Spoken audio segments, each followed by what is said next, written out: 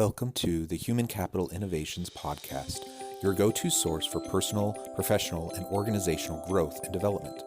We hope you tune in often for all things people management, organizational development and change, organizational leadership, and social impact related. Maximize your personal and organizational potential with Human Capital Innovations Podcast.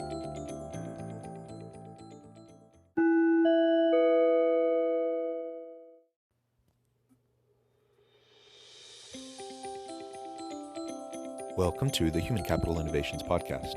In this Inspiring TED Talks HCI podcast episode, I explored Drew Dudley's famous 2010 TED Talk, Everyday Leadership.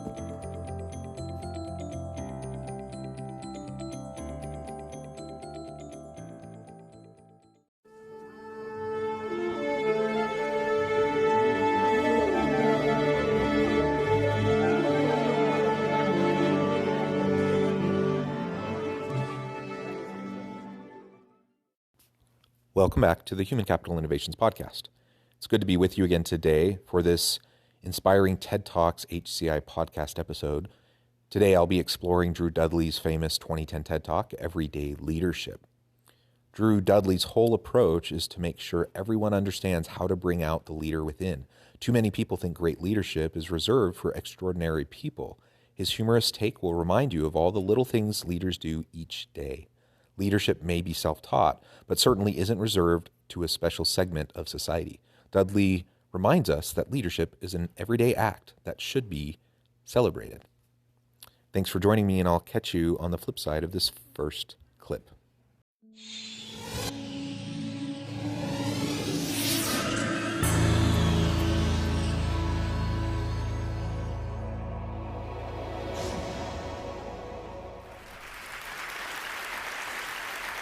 How many of you are completely comfortable with calling yourselves a leader? See, I've asked that question all the way across the country, and everywhere I ask it, no matter where, there's always a huge portion of the audience that won't put up their hand.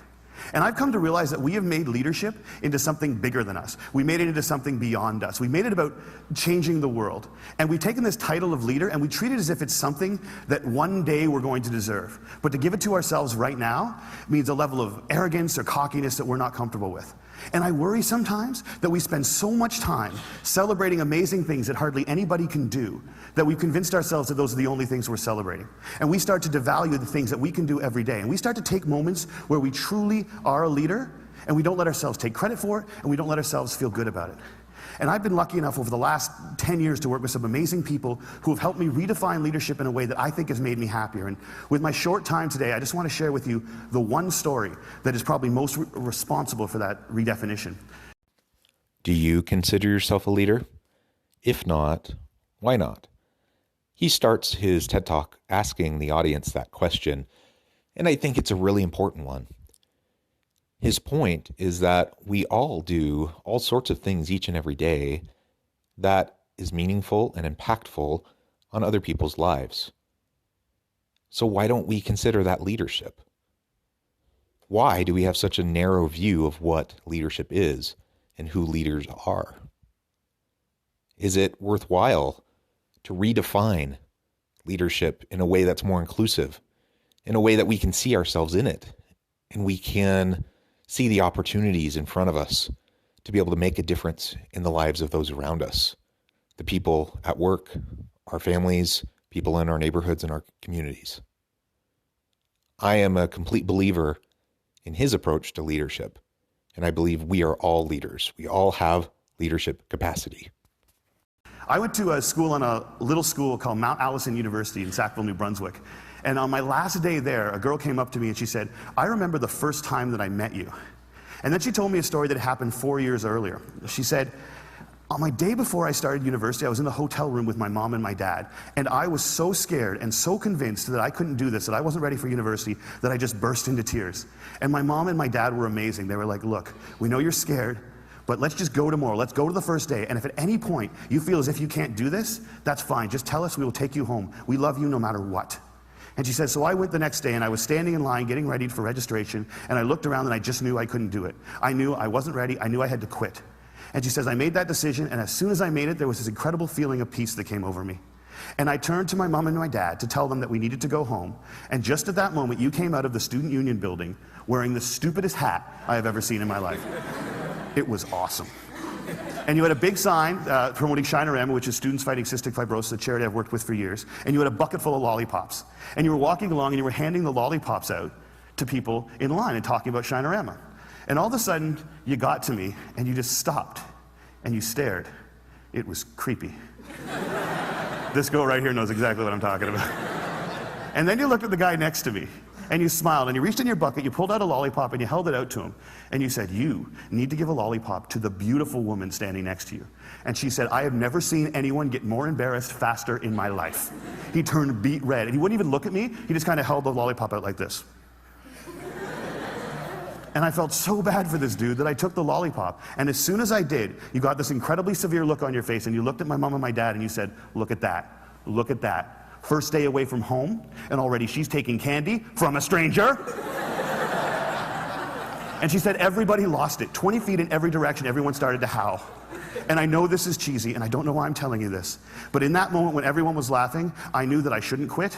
I knew that I was where I was supposed to be, and I knew that I was home. And I haven't spoken to you once in the 4 years since that day, but I heard that you were leaving. And I had to come up and tell you that you've been an incredibly important person in my life, and I'm gonna miss you. Good luck. And she walks away, and I'm flattened. And she gets about 6 feet away, she turns around and smiles and goes, you should probably know this too. I'm still dating that guy 4 years later.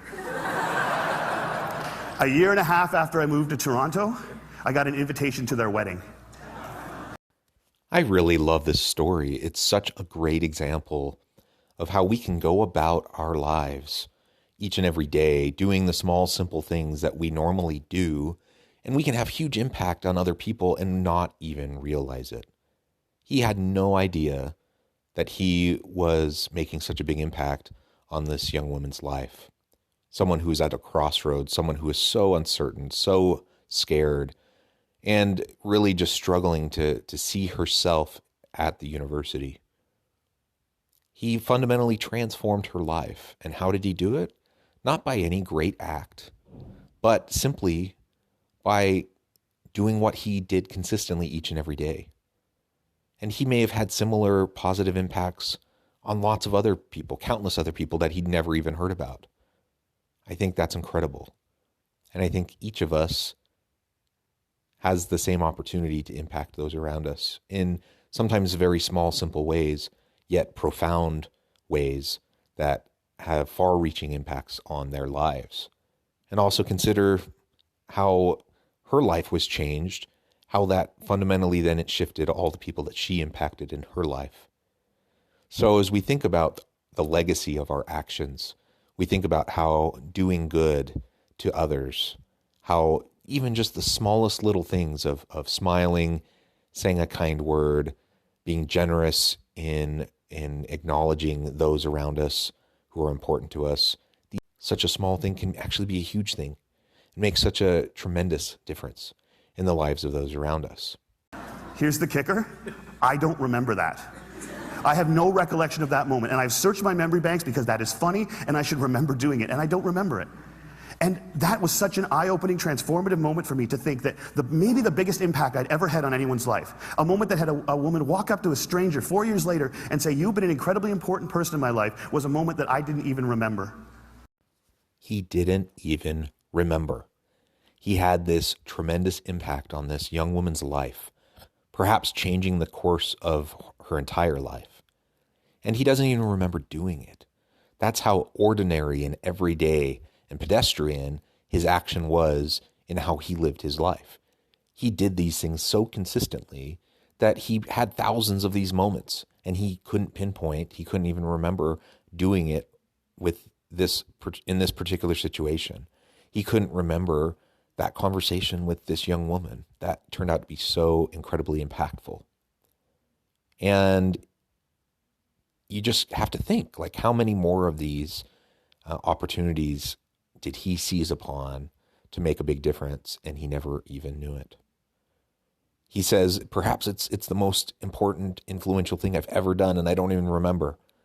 It's crazy, but it's true, and each of us has the potential of having similar impacts to those around us and in our communities, in our businesses and places of work, and within our families.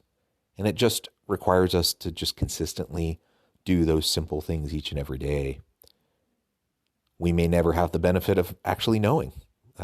In this case, the young woman came up to him 4 years later and told him the story and said, "Thank you." And to me, that is also powerful, that we not only have the opportunity to impact and change people's lives in little small ways as we live consistently good lives, but man, we can really have a tremendous impact also just by showing generosity and gratitude and expressing that to the people who do change our lives.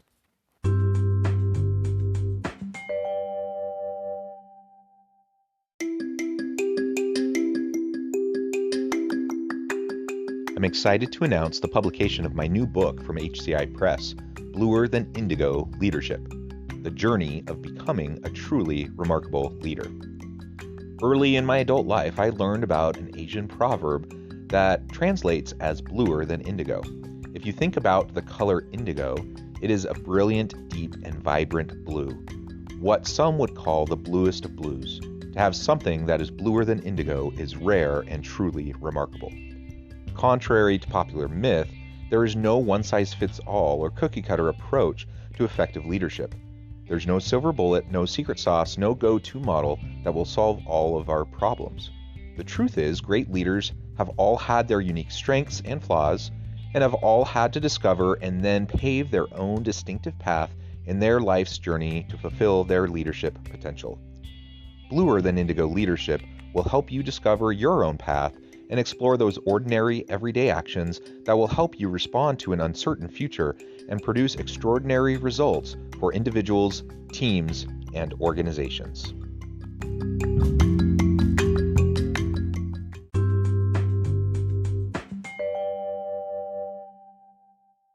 How many of you guys have a lollipop moment, a moment where someone said something or did something that you feel fundamentally made your life better?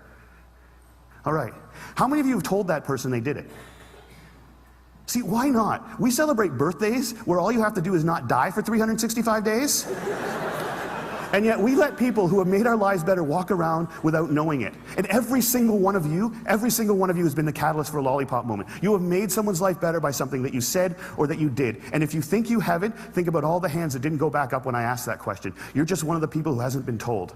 But it is so scary to think of ourselves as that powerful. It can be frightening to think that we can matter that much to other people. Because as long as we make leadership something bigger than us, as long as we keep leadership something beyond us, as long as we make it about changing the world, we give ourselves an excuse not to expect it every day from ourselves and from each other.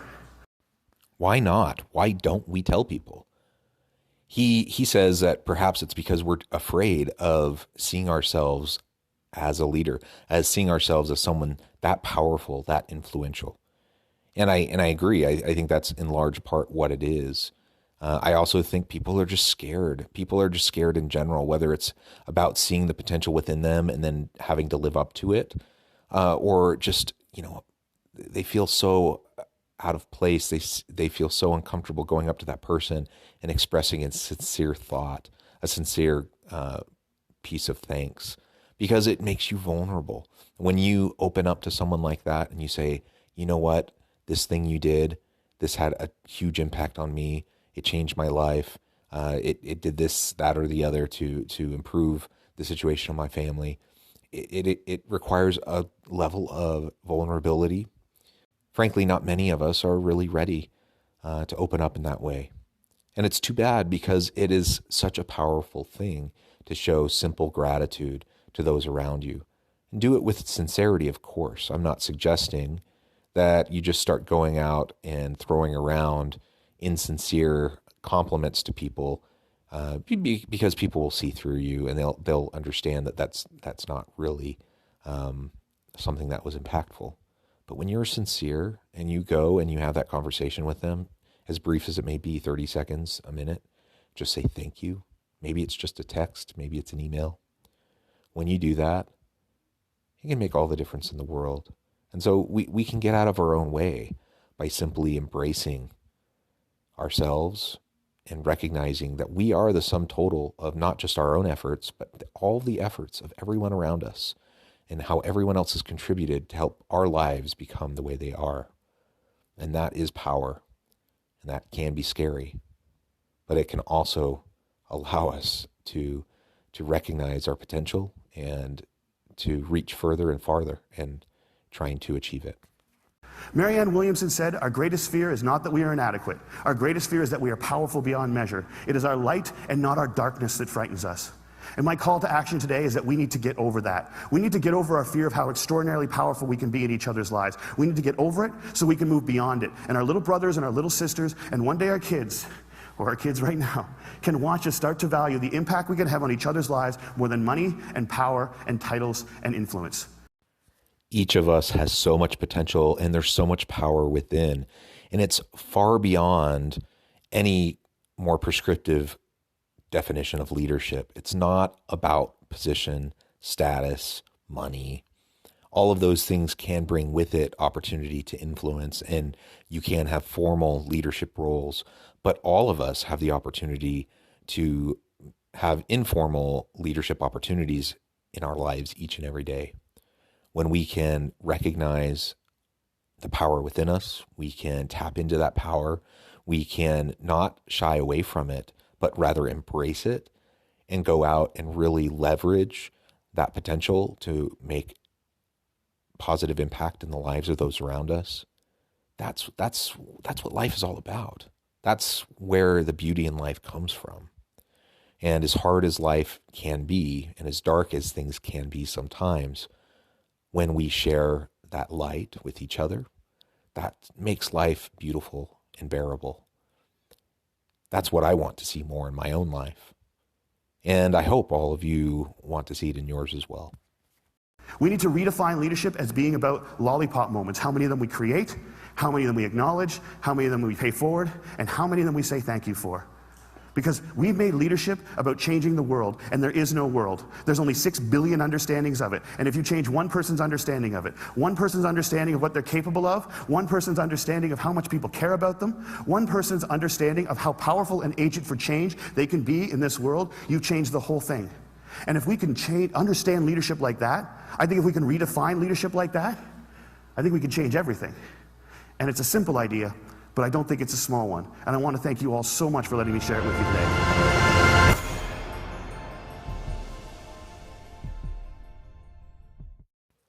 I completely agree. This is a simple idea, but it is not small by any means.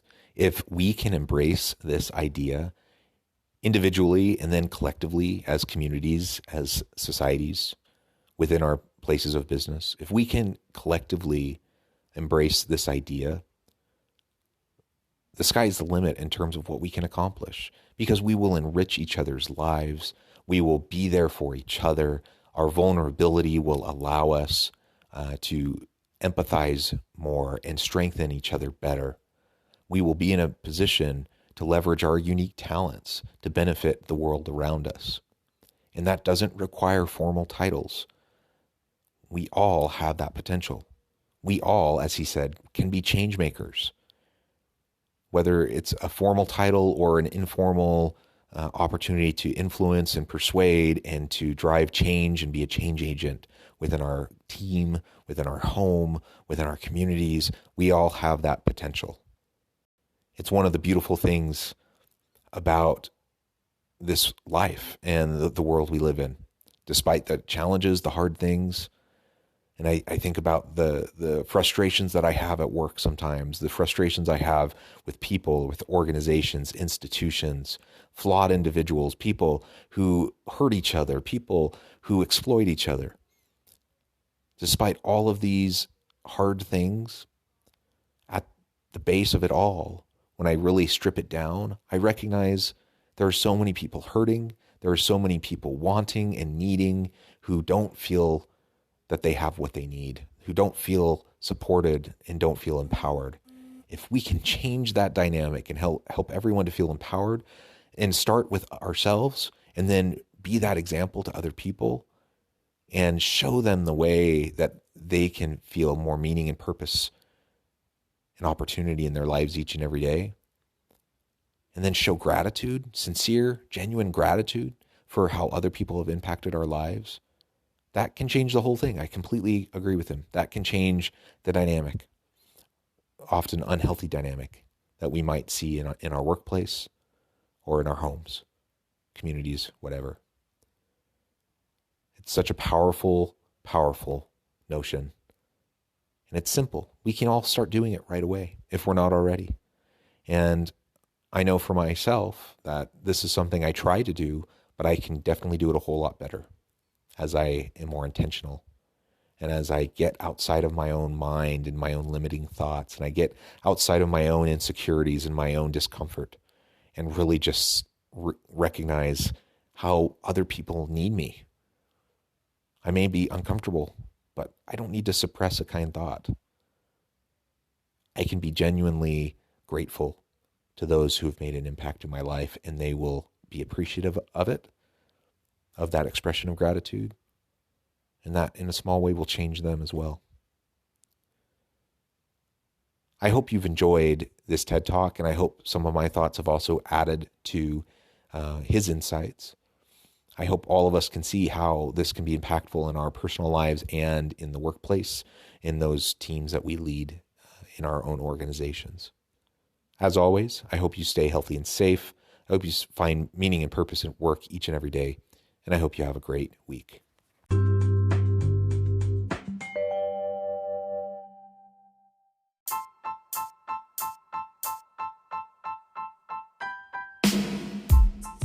The alchemy of truly remarkable leadership.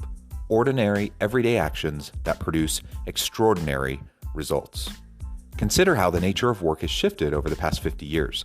With increased globalization, rapid technological advancement, and the shift in economic composition, the average job of today looks very different than the average job of 50 years ago. What will the jobs and organizations of tomorrow look like? Moreover, what does this all mean for organizational leaders? What are the core competencies and capabilities of organizations and their leadership that are prepared for continued disruption and geopolitical and socioeconomic shifts? Regardless of what the future holds, increasingly, leaders need to be socially minded, data-driven, decisive, champions of talent, and disruptors of the traditional notions of leadership, teams, organizations, and work. The alchemy of truly remarkable leadership will help you to explore your own leadership competencies and capabilities and consider ways to apply and implement them into your workplace and personal life.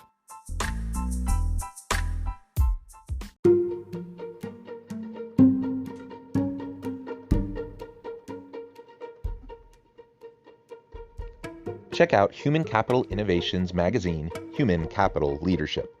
Human Capital Leadership is a free, interactive e-magazine with the mission to help individuals, leaders, and organizations find innovative approaches to maximize their human capital potential. We publish issues quarterly in August, November, February, and May. Take a look at the latest issue and let us know what you think.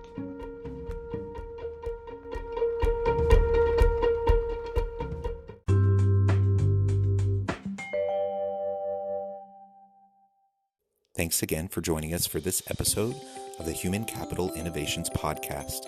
I hope you stay healthy and safe and that you have a great week.